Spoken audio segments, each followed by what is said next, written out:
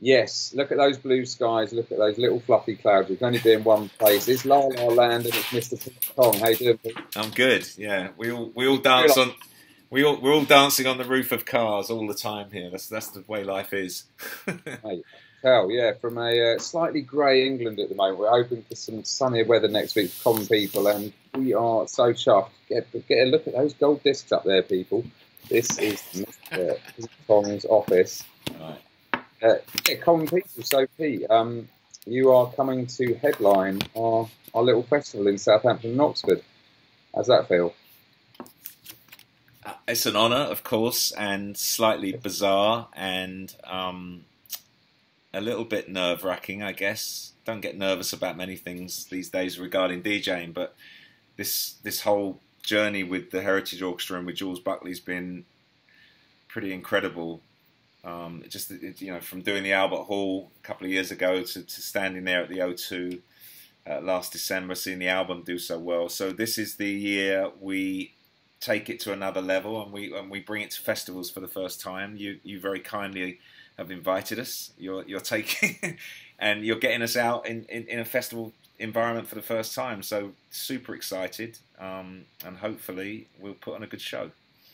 I'm sort of honoured that you say it's nerve wracking. I sort of feel like that means you're really like putting your all into this, because you interview some people and they're like, yeah, really looking forward to it. And you can just tell it's just another day in the park, another day in the office. But I mean, this is a pretty mad project that you've dreamt up here. So yeah, I think that's the thing. It's always been from us getting asked to do a prom. We had 6 months to think about it. I'd never done anything like it before.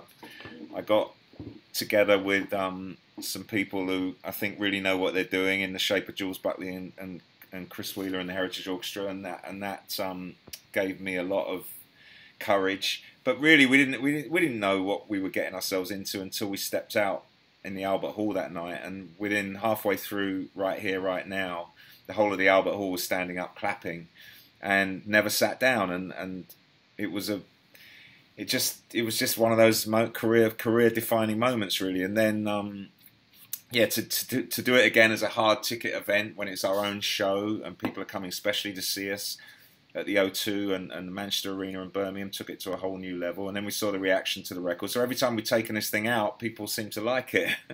And now we're going to be doing it in a festival environment for the first time, which is obviously that's a I know all about festivals, and I've played them all my life, but never with an orchestra. So hopefully it'll add a different dimension to what we do, and it'll add a different dimension to your event in a good way.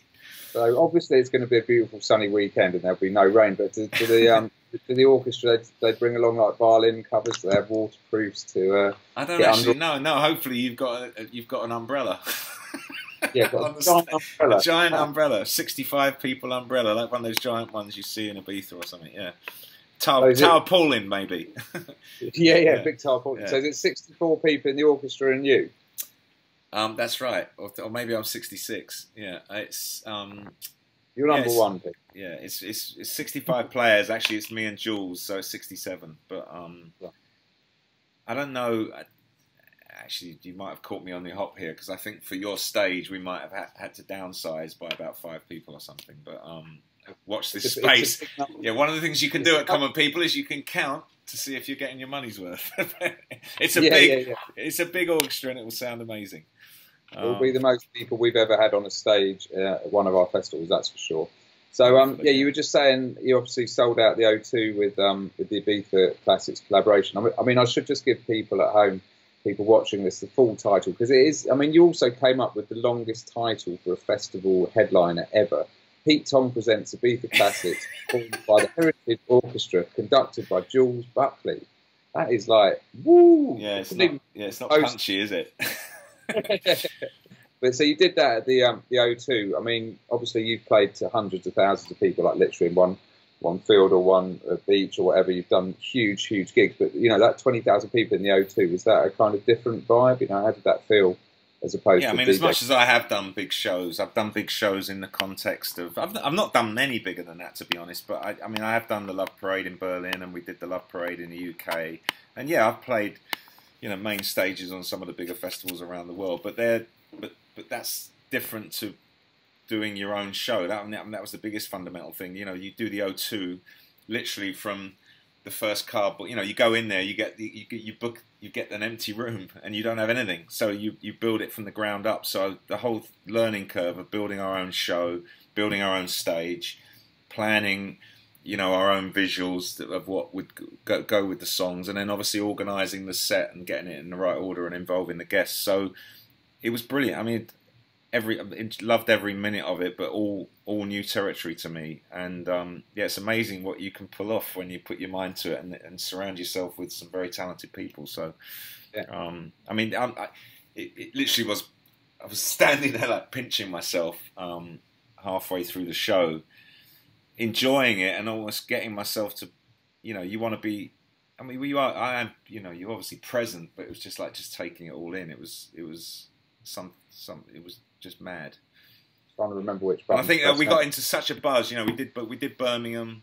I mean, the way it evolved was we put the O2 on sale, and you do it, and you'll understand this as a promoter. You do it in a way where you know where you're gonna break even. You know, it's a very expensive show to put on. So you don't know how many people are going to come and see it. And so our initial ambition was, you know, the O2. It's a bit crazy to think we could do that. So we'll just do the lower bowl of the O2. And when I went on breakfast television back in March last year to announce it, by the time I'd literally left the building, we'd sold out the lower bowl. So then frantic phone calls, and they put the upper bowl on sale. And by the end of the day, and by the time I got back to London, we sold out the upper bowl. So it's like, oh my God, you know, people actually want to see this thing. And it, you know, by then it was, you know, this show was going to be like 18 months just about after the prom. So the fact that people were wanting to kind of invest in that show that far up front was just mind blowing. So then we were scrambling around trying to think, you know, can we get another date at the O2? And Justin Bieber was in there. And then we were thinking, you know, can we get another date anywhere? And luckily Manchester was free and Birmingham was free the night before. So Birmingham, you know, thank God for Birmingham. It was an amazing show. It was a little bit smaller than the O2, but that was like our, you know, very public rehearsal for the O2. And then the O2 happened, and then you're on a roll. And Manchester was just like, well, that was the wrap party of a very short tour. Yeah. And then we didn't want to stop. You know, like, let's go to Ireland, let's go to Glasgow, let's go to Wales. And of course we couldn't. So, but you do get in a different mindset when you're all together on the road like that, doing that thing. So, you know, it's amazing. Now we've got this opportunity to do a few festivals. We're going to take it to Ibiza for the first time. We're taking it to Australia. It's top secret meant to be. I don't know when this goes out. We're meant to be going to America, and then we're back doing 5 live. Yeah, it's live. Okay. no, it's not live. Okay. And you're coming obviously to Common People. So you're coming to my. It all starts with Common People in 2017. It starts. In my little hometown of Southampton. Have you played Southampton recently / ever? Yeah, I mean, I'd have to look at the diary, but I mean, I obviously left the UK and started living in LA from 2013, but I've been back and played Southampton a couple of times since. Very strong, you know, underground scene there, and real passion for electronic music. So, you know, South Coast has always been strong, and Southampton's been probably at the centre of it. So that's what we like to hear. And then the day after, so you're 65 of you packing up your violins, your double bass, your cellos, your decks, sticking it on the tour bus, and you're heading up to Oxford. You've obviously played in Oxford over the years. Yeah, again, played in Oxford, university town, but you know, brilliant setting for a festival, brilliant weekend to be doing it. The bank holiday weekend, Sunday, nobody's got to go to work on Monday, no excuses. You know, I've got a lot of friends that live out that way as well, so I think it's going to be, it's going to have a whole different vibe for me as well. So. Yeah, I'm going to sit in both cities, because I'm going to sit in Southampton on Saturday. Then I'm travelling up behind you guys on the Sunday. So yeah, can't wait for that. Get your seat on the bus, Robbie.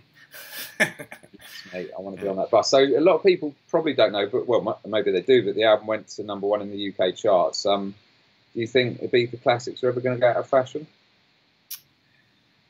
I don't think so. I think, you know, the thing that made me most proud was, you know, us DJs and us you know, we do have a little bit of chip on our shoulder, I think, about not getting taken seriously. You know, it goes back to the days of disco, really. Anything to do with dancing and partying, people just seem to think that's all it is, and it isn't a kind of just creative medium in the same way as, you know, right, you know, Lennon and McCartney, or, you know, the annals of rock and roll history. But I think doing things like this proves how important these songs and how important these tracks are to so many people, and that does trickle down the generations, you know. So I think the idea of performing these songs initially in the Albert Hall was to pay homage to how great they were, and I think the reaction confirms that our suspicion was right, that they are pretty important to people, and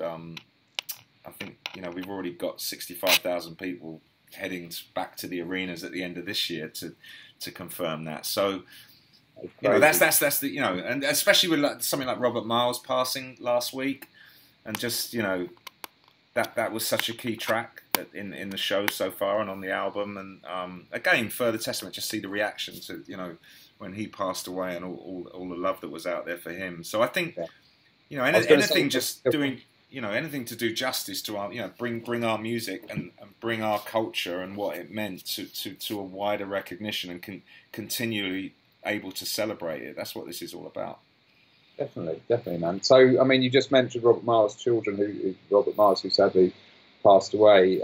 That's obviously going to have a new meaning to that track for you. But is there a track aside from that you guys are doing that is your favourite to do? There's so many. I think, you know, playing Robert's song will be certainly special. It'll be the first time we performed it, obviously, since he's passed away. So, hopefully we'll do him justice and celebrate the memory of him. I think, I mean, Café Del Mar just blew me away in terms of the reaction that got on the arena shows. But also, equally, I'm proud of, you know, I didn't do it as, you know, a banging show start to finish. It was all about these pauses as well. So the down-tempo tracks have been a revelation, you know, doing Belfast, doing Porcelain by Moby, doing Waiting All Night with Ella Eyre in a special, unique Sunset version.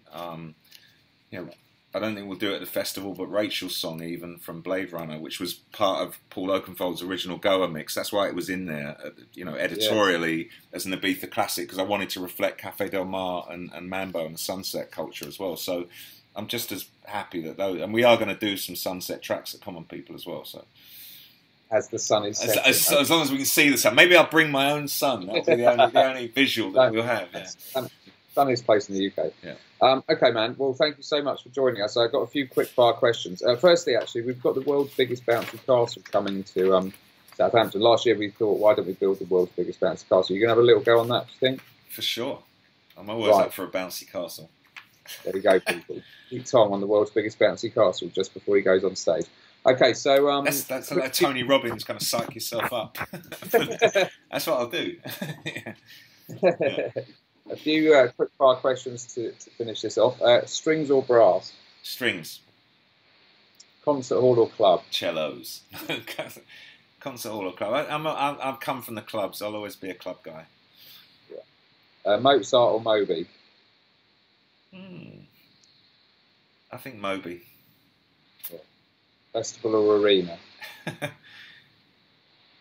I don't know. Well, I'll ask. I'm right now arena, but hopefully after Common People, I'll be saying festival. Good man. Sunshine or nighttime? Nighttime.